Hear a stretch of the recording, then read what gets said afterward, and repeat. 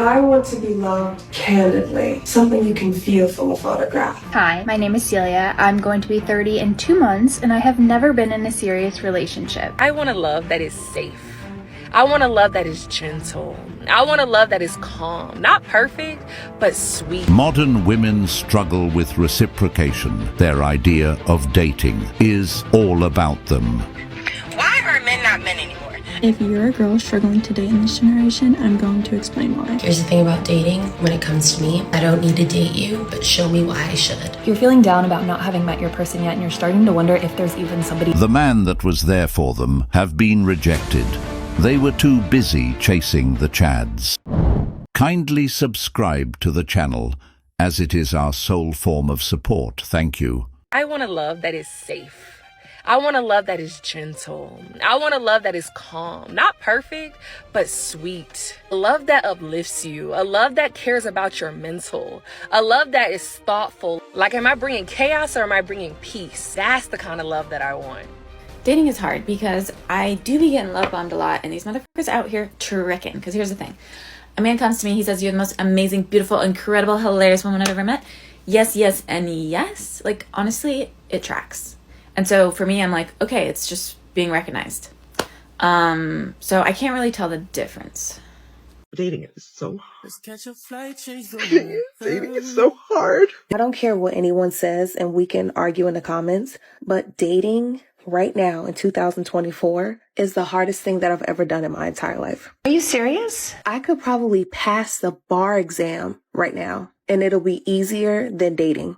And I'm so serious. Maybe you're the problem. I have to stop dating. I have to stop dating. I go on one date, and in the next 24 hours, I am thinking about every single little thing that went wrong. And guess what? Nothing went wrong. Answer to your question is no.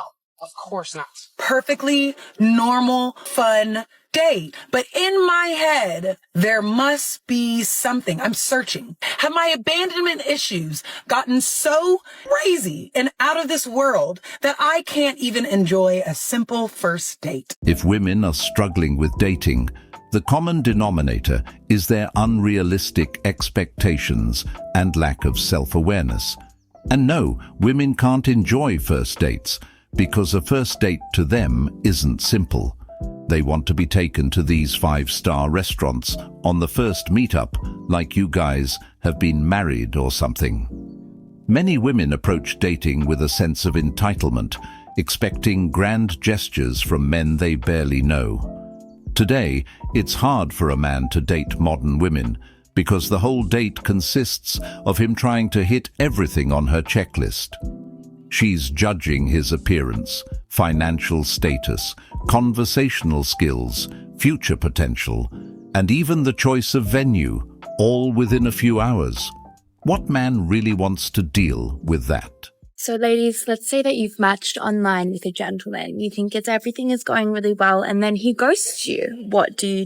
Number 1, slash his tires. Number 2, throw eggs at his house. Number 3, You need help. What's so funny? Everyone wants a good man until the good man actually comes along, and then he has boundaries, self-respect for himself, and certain things that he expects from the woman and wants her to do, and certain things he doesn't want her to do.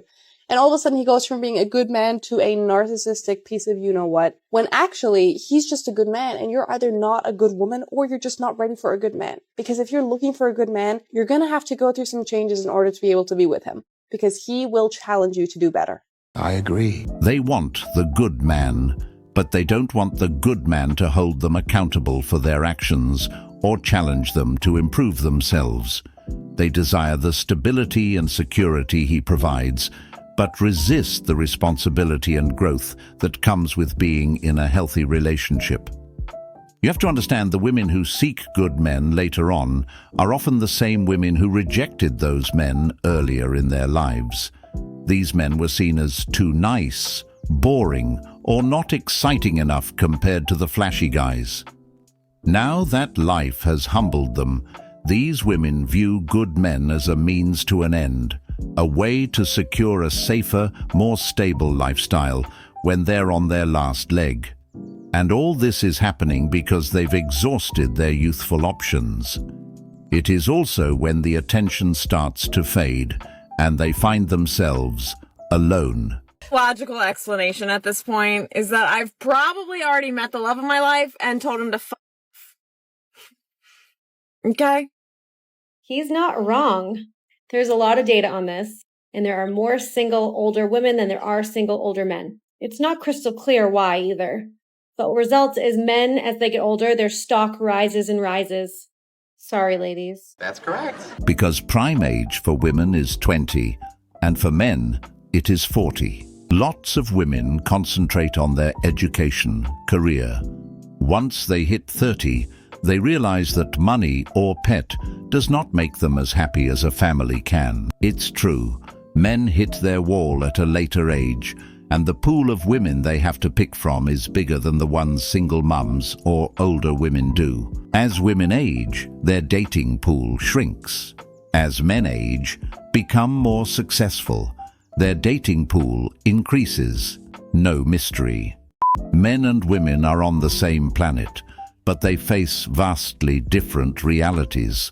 The sooner they realize and accept this, the better their odds are when they're looking to find a husband or build a lasting relationship. Men navigate a world where their value is often tied to their success, status, and ability to provide, while women, for the most part, have the advantage of youth and beauty in their early years. However, this dynamic shifts over time, and many women struggle to adapt to the reality of the wall. The point where their looks and youthful appeal no longer carry the same weight they once did. The wall for women is harsh, but it's a reality they must confront because they often refuse to plan ahead or take accountability for their choices. Here's the thing about dating.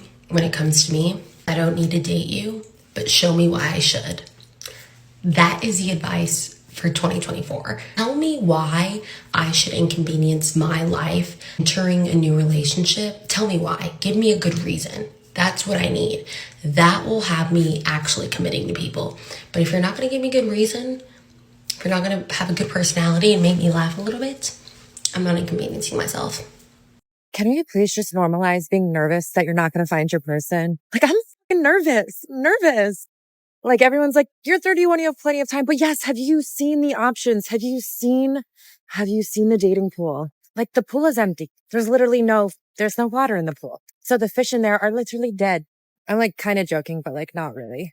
Like, I get it. I'm going to be fine if I don't find my person. Like, I don't want to be fine alone. I want to be fine with a fine man. Like, you know, and I got so much flack for saying I feel nervous because everyone's like, you have so much time. Comment below, because I know I'm not the only one who feels fucking nervous. Like, in this day and age, it's scary. This woman is a perfect example of waiting too long to start taking dating seriously. For years, she likely prioritized casual flings, career ambitions, or the thrill of chasing men who didn't value her. Now look at her, struggling, panicking to find a man who will take her seriously, struggling to find a man willing to commit to her. She's caught in a cycle of disappointment because the very men she overlooked in her prime are now uninterested or have moved on to women who appreciated them earlier in life. Her struggle isn't just about finding a man, it's about the consequences of her past choices.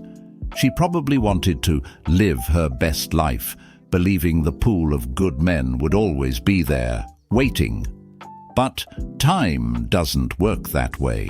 The harsh reality is that the qualities she thought would secure her a partner, her looks, confidence, or independence, aren't enough to outweigh her history of dismissing good men and prioritizing temporary excitement. I couldn't. I just wait for the guy to come up to me. But that never happens. So, I mean, what am I doing wrong? Do people actually go up and ask for a guy's number? So there is a lot of tension and friction going on because of election season, but I feel like there is some common ground that conservative women and liberal women can all agree on, and that is that men are in their princess era. Like, more than ever, I am hearing girls tell me that guys are like expecting them to text first, to reach out to them, to split the bill, to split bills 50-50. And I'm just like, what is going on? Like, guys, what's going on? Like, whether you're a liberal woman or a conservative woman or neither, I think we can all agree that dudes really need to get it together. You want a girl to text you first. You want the girl to send you the good morning text. I think you like guys. There's no way you like girls because you wouldn't be expecting the good morning text. Okay? Girls want to feel like princesses. Stop trying to be a princess. Get out of your princess era and stop wearing Van Cleef bracelets for the love of God. First off, men are not in their princess era. They're in their soft guy era. This isn't about being weak. It's about setting boundaries, prioritizing their mental health, and demanding fairness in relationships. The bottom line is, men are asking for reciprocation, and women seem to have an issue with it. Men are treating women as equals, as society has long claimed it wants. But the truth is, many women don't like it. They don't want equality in relationships. They want to be put on a pedestal, receiving all the benefits without the responsibilities. Men are no longer willing to play the traditional role of provider and protector for women who don't bring anything meaningful to the table. They're tired of one-sided dynamics where they're expected to invest emotionally, financially, and mentally without any reciprocation. In this soft guy era, men are prioritizing self-respect. They're choosing peace over drama, walking away from relationships that drains them. The crazy thing is, women expect men to be masculine, but they don't expect themselves to be feminine. Will someone please explain to me where all the really lovely, like, emotionally available guys are? That would be great, thank you. Because basically, every single person I meet is not looking for a relationship. Nobody approaches you in public. Like, I've been in bars and even I've had to go over, like, it just doesn't happen. Where are they all? Because I'm so sick and tired of meeting people that I like and they're not looking for a relationship, and I'm just like, oh, because I don't know. I'm like, I think maybe I'm ready. I don't know. This is me. If you've followed me for a while, like. Men are useless. Are they now? Well, that's interesting, because if men didn't exist, there wouldn't be individuals out there that had nothing better to do than disparage men, and they would actually have to find something useful to do with their time. But I'm sure there's more to this. So they create problems to feel useful. Speaks the voice of experience. In the same way that they personified God as a man to make themselves feel important. I'm very concerned that a lot of these individuals are going to pull something, because they are definitely not stretching before reaching. They want to perceive themselves as these providers, these protectors. Protecting from who? Who didn't see this one coming a mile away? And can anyone guess what they are going to say next? Oh wait, themselves. And then they want to feel like the hero when they were actually the villain. Ironically, one of the qualifications for a true and actual villain would be an individual that actually makes broad and sweeping generalizations about an entire demographic of people in an effort to try to possibly demonize that group so that their own actions against that group may be somehow excused. I just love it when women call men useless, yet they're driving cars that men have built, living in homes that men have constructed, and using phones, laptops, and countless other technologies that men have innovated. They have no idea how much men have contributed to their lives to make everything they enjoy easier, safer, and more efficient. From the roads they drive on, to the electricity powering their homes, to the very infrastructure of the society they live in, men have been the backbone of creating and maintaining these conveniences. But men are useless, right? I'm done with dating apps and I've been on a mission to meet a man in real life. I was seeing a couple guys that I met off dating apps. They weren't a match, so we are back at ground zero. I did relapse and download Hinge for like 5 minutes, but it's gone again. And I'm just coming on here to remind you that like most likely the first or second guy you go on a date with is not going to be it. That's just, you know, it's a numbers game at the end of the day. So we're back out there. We're romanticizing life. We're looking approachable. We're saying yes to things. So follow along. So I've been single coming up to like 3 years now, and sometimes that's really fucking lonely. And although there was like the situationship guy and I've been on like a few dates and stuff, I've not been in anything that even resembles a relationship. That could be really difficult. And even when you've got a life you love, and like I've got loads of friends and family and hobbies and interests and passions, sometimes it is really lonely. And you get these people who are like, oh, you'll find it when you're least expecting it. It's like, cool, but when is that going to be? And there is nobody knocking on my door except the postman, and well, he's old and I don't want the postman. Right. Another one who didn't prioritize dating for the long term, but prioritized situationships. She's the one who chose to invest her time and energy into fleeting connections instead of building something solid and lasting. She's done this to herself, and now she's facing the consequences. This is about pointing out the importance of choice, and she chose the fun instead. This woman has sunk herself into her own loneliness. If she had been dating with the intention of trying to settle down, she would have never been in this predicament. The reality is, long-term relationships require intentionality, compromise, and effort. By choosing situationships, she avoided the vulnerability and dedication that come with real relationships. Now, she's left feeling unfulfilled and overlooked, as the men who were serious about building a life with someone have moved on to partners who shared their values and goals. Her choices weren't just about having fun, they were a statement about what she prioritized. Why are men not men anymore? For the past 48 hours, I disassembled a bed, carried it to my car, all the parts by the way, carried a vanity to my car, loaded it in the car, then drove to the storage unit to help my friend unpack everything, to get it on a gurney, to take the gurney up to the elevator, to take the elevator up to the 4th floor just to get it to a storage unit, and then have to lift it up again and take it back into the motherfucking storage unit just to come back down to my car, just to go 5 minutes away, just to load back everything up in my car again. And you mean to tell me out of the 5 million niggas that I called, and collectively out of me and my friend, that not one of them could come and help me carry a motherfucking mattress? Genuine question. Why is it that so many women think that they're entitled to a man's labor just because he's a man? It's the same way that y'all think that you're entitled to a relationship after you sleep with a man. Or the way that when you're in a marriage, you think that men are responsible for household labor and whatever bullshit psychology that you want to call it nowadays, even though you agreed by contract to be a stay-at-home mom. But I digress. These men do not owe you shit. Literally none. And where are your fathers to help in moving situations, or friends that actually give a shit about you rather than random dudes? But also, women have spent the last decade saying that they don't need a man and men aren't shit and you can do it all by yourself. Y'all got money. You guys are making your own money, so hire a moving company.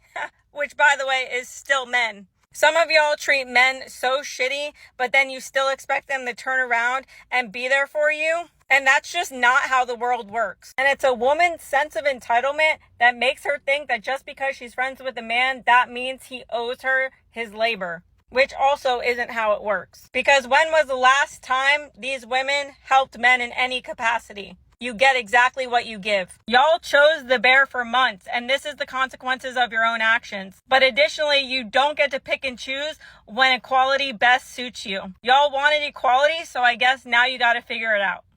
Okay, bye. Once again, we are only valued because of the task or money we provide. She's an independent woman, we couldn't help her. It would go against her values. So she called all the men in her friend zone. They figured out what the friend zone is being used. If you've paid attention, you will notice that this woman already answered her own question. But the fact that she called all the men in her phone and no one came to help speaks volumes. But nonetheless, this is what you call selective equality. This woman just expected those men to drop what they were doing to come to her rescue. You can't choose to be independent one day and then choose to be dependent the next. That's not how it works. These types of women seek men when it's convenient, but they don't build the kind of consistent, reciprocal relationships where support goes both ways. It's no wonder none of them came to help her move her mattress.